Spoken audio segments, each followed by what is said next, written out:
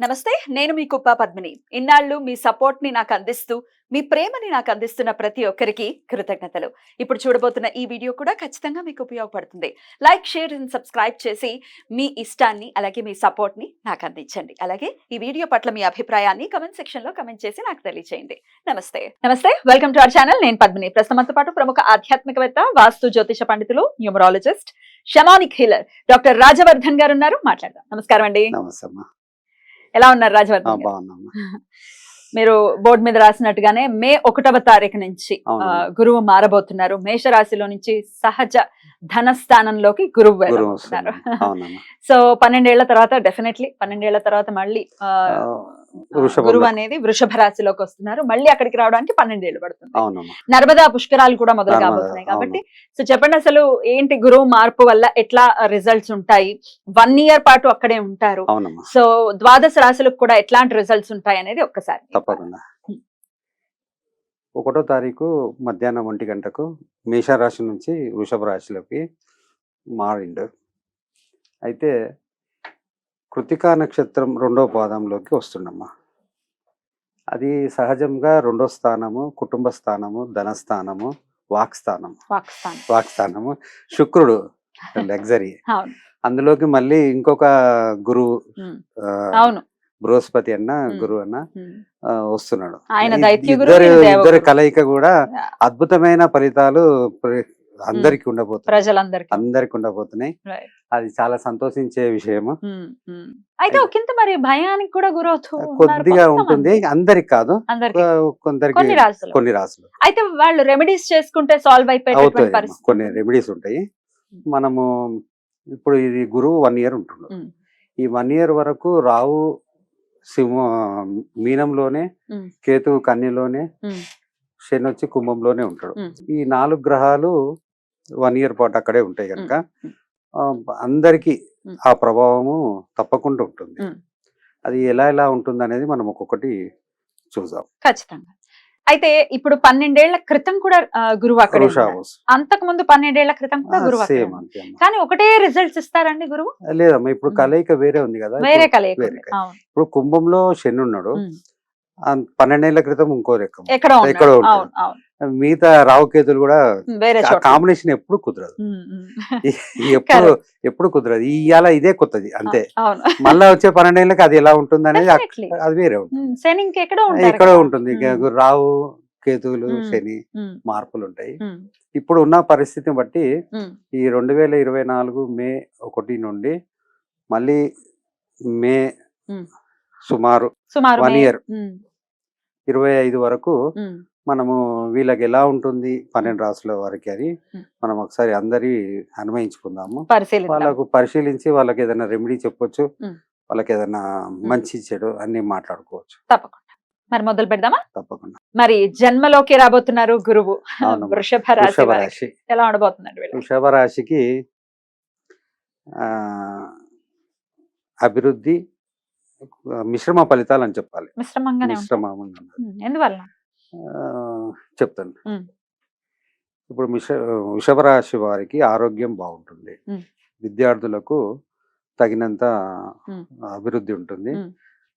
అనుకున్నంత రాకపోయినా 90% బాగుంటుంది. ఉమ్. ఉద్యోగస్తులకు స్థాన మార్పు ఉంది. ఆ.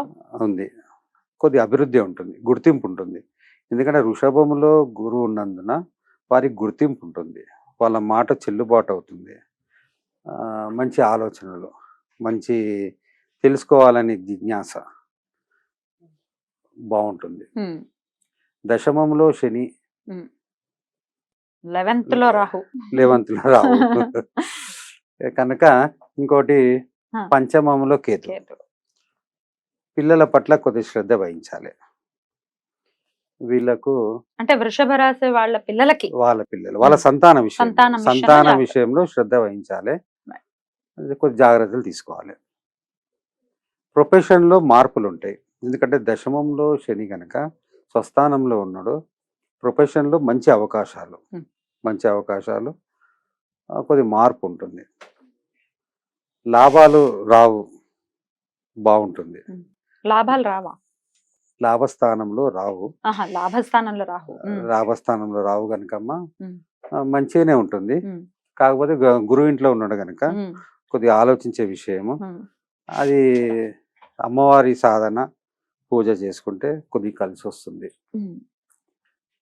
ఇంకోటి ఉద్యోగస్తులకు